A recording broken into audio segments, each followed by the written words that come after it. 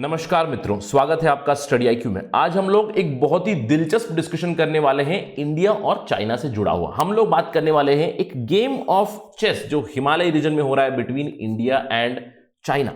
यहां पे हम लोग थोड़े इतिहास के बारे में बात करेंगे।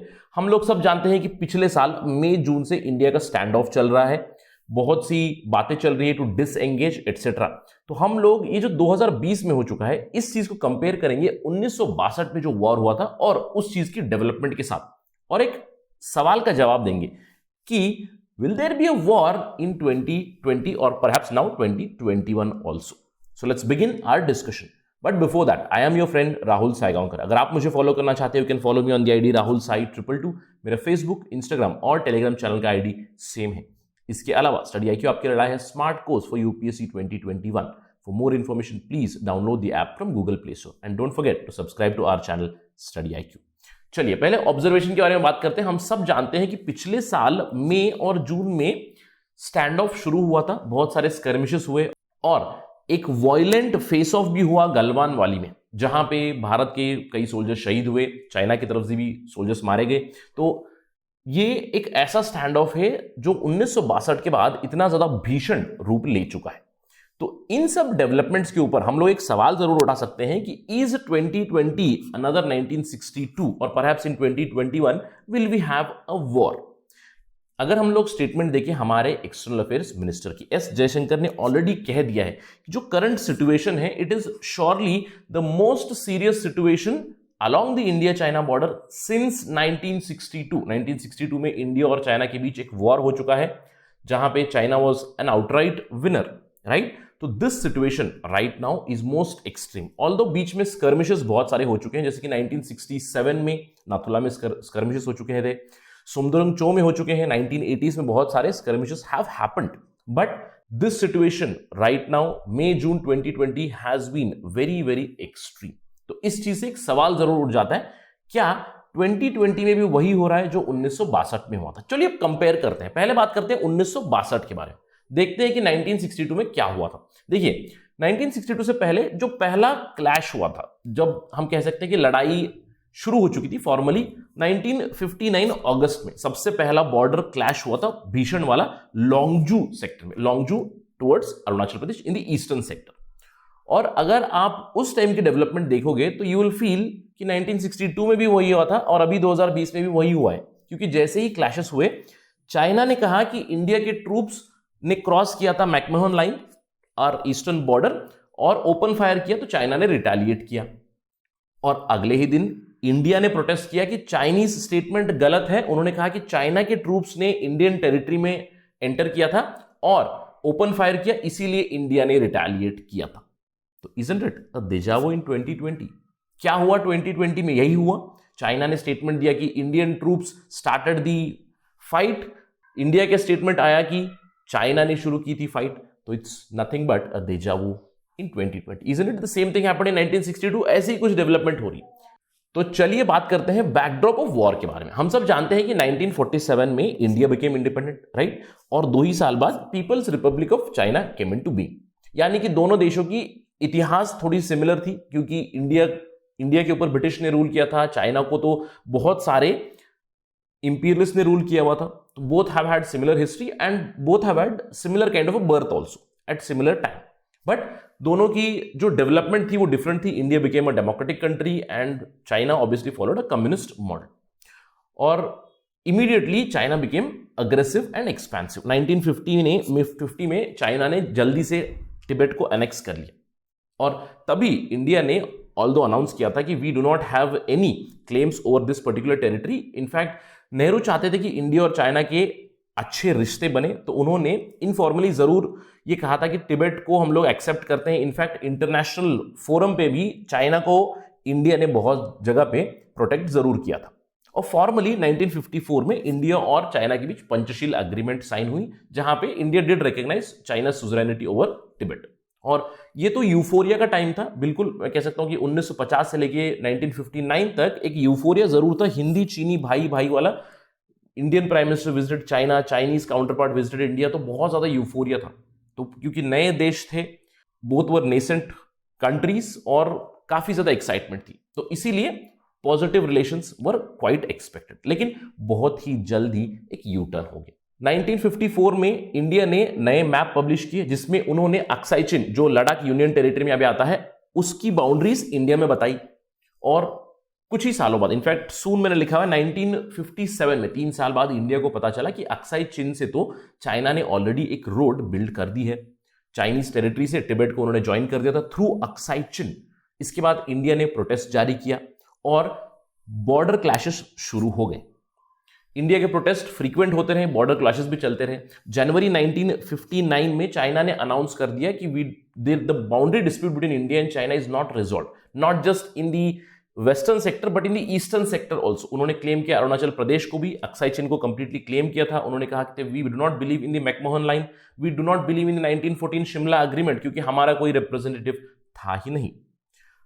2 महीने बाद मार्च 1959 में कुछ ऐसे डेवलपमेंट हुई। दलाई लामा को इंडिया ने पनाह दी। Dalai Lama he came to Dharamshala, जहां पे Tibetan government in exile setup हुई। तो this was a change in the policy by Jawaharlal Nehru. और कुछ ही महीनों बाद जो हम लोगों ने लॉन्गजू क्लैशेस के बारे में बात किए थे, जहां पे फॉर्मली हम लोग कह सकते हैं कि लड़ाई शुरू हो चुकी थी, अगस्त 1959 में लॉन्गजू क्लैशेस हुए। बातचीत जारी रही। 1960 में नेहरू और काउंटरपार्ट जाओ एनलाई के बीच बातें हुई, लेकिन talks did collapse. And in 1961 Nehru ordered the forward policy. उन्होंने कहा कि इंडियन आर्मी को वो फॉरवर्ड पॉलिसी मतलब फॉरवर्ड पोस्ट बनाए और वहां पे अपना झंडा गाड़ दें, राइट। और अगले ही साल माओ जेडोंग ने ऑर्डर किया इन्वेजन। इसके बाद तो मुझे लगता है कि सबको पता है कि 1962 में वॉर हुआ। 31 डेज में ही वॉर खत्म भी हुआ। चाइना यूनिलैटरली वापस भी चले गए, सीज फायर भी कर दिया चाइना ने, राइट। अब इन सब का एक क्रिटिसिज्म जरूर जाता है जवाहरलाल नेहरू के ऊपर। इनफैक्ट एकेडमिक सर्कल्स में तो ये काफी ज्यादा इंपॉर्टेंट डिस्कशन रह चुका है कि was it a failure of foreign policy of Jawaharlal Nehru, because he himself held the external affairs का पोर्टफोलियो आल्सो, राइट। तो ये एक ब्लैक स्पॉट भी है जवाहरलाल नेहरू की फॉरेन पॉलिसी के ऊपर। क्यों? क्योंकि एक ब्लाइंड फेथ था जवाहरलाल नेहरू को भी और उनके डिफेंस मिनिस्टर को वीके कृष्णा मेनन को कि China will not attack India ever. उनको ऐसा लगता था कि इंडिया और चाइना के बीच में एक फ्रेंडशिप होगी। नेहरू दोनों देशों को, इंडिया को भी चाइना को भी, विक्टिम्स मानते थे इंपीरियलिज्म के। दोनों को भी ये मानते थे कि वो नेचुरल लीडर्स हैं एशिया के। तो कहीं ना कहीं उनको इतना भरोसा था कि चाइना अटैक नहीं करेगा। और हम लोग ये कह भी सकते हैं कि in general to some extent maybe he was right. Probably कुछ ऐसा हुआ कि इंडिया चाइना का गेम नहीं समझ पाया। देखिए, अगर हम लोग बात करें 1962 की, 1962 में क्या चाइना इंडिया से बहुत ज्यादा स्ट्रांग था? देखिए, आज हम लोग कह सकते हैं कि चाइना 5 टाइम्स उनकी इकोनॉमी है, उनकी डिफेंस फोर्सेस भी इंडिया से ज्यादा है। बट 1962 में क्या चाइना को गारंटी थी कि दे वुड बीट इंडिया? इसके ऊपर प्रश्न चिन्ह जरूर उठ जाता है। इनफैक्ट अगर हम लोग बात करें इंटेलिजेंस फेलियर की, हमारे सिक्योरिटी एक्सपर्ट्स बहुत सारे कहते हैं कि 1962 was one of the biggest intelligence failures in India's history, क्योंकि इंडिया की एयरफोर्स इस समय में चाइना की एयरफोर्स से भी स्ट्रांग थी। तो आर्मी में तो China did beat India, but India did not make use of air force.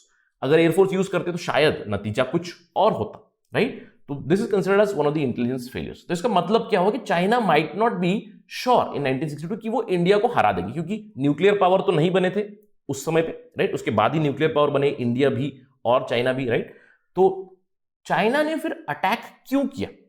इसके कुछ रीजन है, हमें जानना चाहिए कि क्यों ये सब डेवलपमेंट्स हुए। ये एक गेम ऑफ चेस है फॉर स्ट्रेटेजिक डोमिनेंस। अगर हम लोग बात करें चाइना के क्या फैक्टर्स, देखिए वर्ल्ड वॉर 2 के बाद जापान तो डिवास्टेड हो चुका था। हिरोशिमा एंड नागासाकी बॉम्ब के बाद Japan was no more a super power और a superior power in Asia, right. तो एशिया में ground was open, power vacuum हो चुका है। तो 2 प्लेयर है, इंडिया और चाइना जरूर, राइट। ब्रिटिश ऑलरेडी विड्रॉ हो चुके थे, इंपीरियलिज्म एंड हो रहा था, कॉलोनिज्म एंड हो रहा था, पावर वैक्यूम तो बना हुआ है। साथ ही साथ साइनो सोवियत स्प्लिट भी हो रहा था। साइनो सोवियत स्प्लिट मतलब यूएसएसआर और चाइना का स्प्लिट भी हो रहा था। तो आप समय देख सकते हो कि it is somewhere around 1960s where we can see formally Sino Soviet split भी हो गया।